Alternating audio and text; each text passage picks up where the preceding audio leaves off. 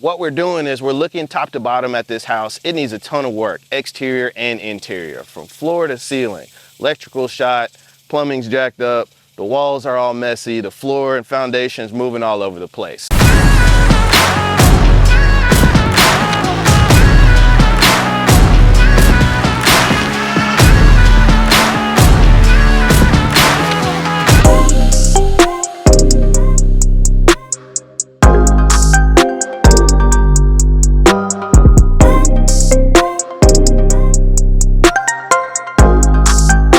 So we're here today at our Weave Street property that we're taking a look at, thinking about putting an offer in on it.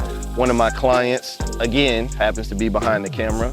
We're trying to estimate how much it's gonna cost to fix. That way we can turn around and put the right offer in and see if we can get this property under contract. So with a property like this, you wanna make sure that you're absolutely on point with your rehab estimate, because what you don't wanna do is come in and underestimate how much it's gonna cost to fix certain items, especially your 5 non-negotiables: your foundation, your roof, your electrical, your plumbing, and your HVAC. You wanna make sure that those budgets are in place and you have enough money in case you run into some unexpecteds. A lot of times I'll try to budget 5 to 10% for overages for unexpected costs that we didn't know we were gonna have before we started tearing open the wall. So this is kind of a complete rehab. So the minimum I would budget and try to make sure that I have enough time for is 5 months. I know it can probably be done faster just depending on the amount of contractors that come in here, the GCs, and the workload that they currently have.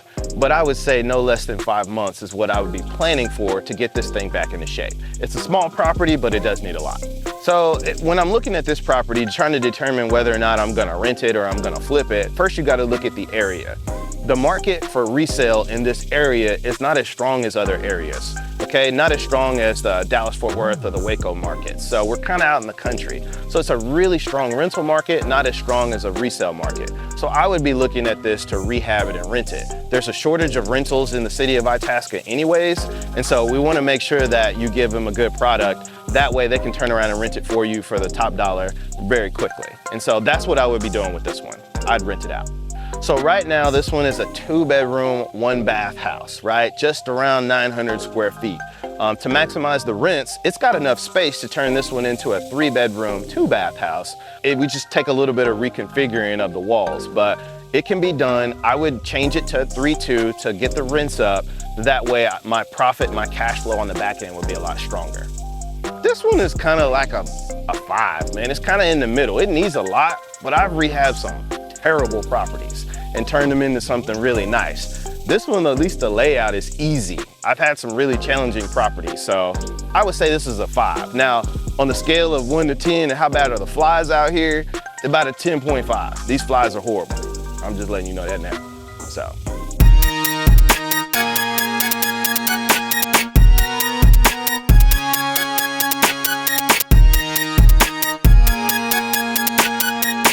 So we're back at our May Street rehab. This is one that a client of ours is doing, and we're helping her through the construction phase of this rehab project.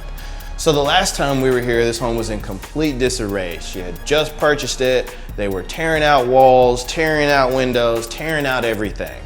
Well, now fast forward a few months later, and the interior is coming up on completion. So the roof has been done on the exterior. They're also doing siding on the outside. And as you can see behind me, the rooms, the bathrooms are also put into place. So we'll take a look around and see what you think. So originally in this part of the house, we had a free-flowing living, dining area that connected to the front of the house. Now, in order to change this house into a 3-bedroom from a 2-bedroom, they've walled off this section in front of us, added a bedroom and a closet right there, and then saved this space for an open concept kitchen and dining and living. So you'll have a big island here behind me that you can eat in the kitchen. You also have your congregating living area with natural light coming in from the west with these windows that we've got. So he's also walled off this section behind me where we've added a laundry room and access to outside. Outside had a different access from the old hallway, which they've completely closed off. So lots have been done. Countertops are coming in, the cabinets are already down, and as you can see around the edges of the baseboards, the trim was saved from the original build, but in the new areas where they reconfigured the kitchen space, they've added new trim to match, and then that'll get painted and everything will look consistent and nice. So lots of work been done in this part of the house. So here in the primary bedroom, originally what we had before was this bedroom had a door that led out into the bathroom area / hallway, and then it also had a door that led into another bedroom. Well, that's since the door's been eliminated from the other bedroom, so now the entrance comes in straight from the hallway. They've added a primary bathroom, an ensuite bath here, and added a closet. So the hallway that went adjacent here that was an addition to the house has now gone away. You gain a closet, you gain a bathroom, and so now you've gone from a 2-bedroom, 2-bath house to a 3-bedroom, 2-bath house. Why does that matter? This house is gonna be a rental, okay? So if it's gonna be a rental, the rents significantly increase when you go from 2 bedrooms to 3 bedrooms. And so that was important for this particular buyer and rehabber on her first deal to be able to maximize the amount of rent that she's getting out of this place. That's why she did it. So what's left on this house? Well, obviously we're outside, so the outside needs to be attended to. Interior, the floor plan is pretty much set. Paint's on the walls, floors on the ground. Just a few little touch-ups and countertops go in and they're gonna be ready to go. Outside, this porch probably needs to be shored up a little bit. We've got some rotted, deteriorated boards on the floor and on the ceiling. They're replacing a lot of the deteriorated rotted wood. It's gonna need to get painted all the way around. Windows probably gonna need to be painted on the trim, and then they gotta tackle the exterior landscaping and trees. These trees, when we came here last time, it was still cold, so the branches hadn't grown, the leaves hadn't grown. Now everything's bloomed up, the grass is overgrown, there's weeds everywhere. That's super important for curb appeal, so they're gonna have to get that addressed before they can turn around and get a renter in here to start looking at the property.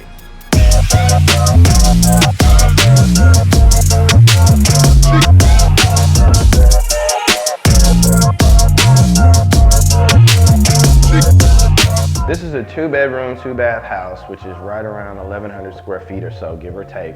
The condition that you see it in is the condition that she bought it in. It was being rehabbed by the person who stayed here, and then the owner, who is separate than the person who stayed here, decided to sell it.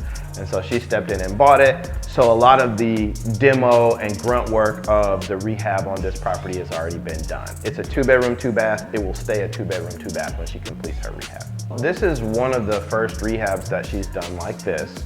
And so I still would say you're probably looking at 3 or 4 months on this one. Probably in its current state, somewhere around $40,000 is what it's gonna take.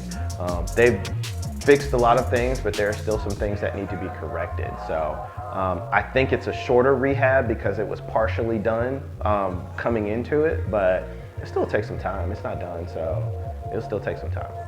So we have one right next door, which was finished, and that one took a little while, but it's gorgeous. Our McKenzie property right next door. And so we actually had tenants who were renting from us in a different location. After they saw this one was done and how nice it was, they decided to move over here and pay a little bit more money to be a little bit farther away from their neighbors. So it works out well. I think that if you're trying to get into an investment property, one like this is very rare to come across one like this, which is why she jumped on it, and there are multiple offers on it, but she ended up getting it. So the main things need to be done with this one. It needs a lot of paint. The flooring, whoever put the flooring down didn't do it correctly, so it's already started to separate. So the flooring has to be redone. The bathroom systems are in. It's just going in and doing the finish outs, like in the kitchen and the bathroom and the other bathroom. Finish outs, tiling it up, making sure that the vanities and the plumbing and all set up. And then the exterior paint on this one is gonna be huge. It already has a concrete driveway and it has a separate storage garage. So there's not much left to do.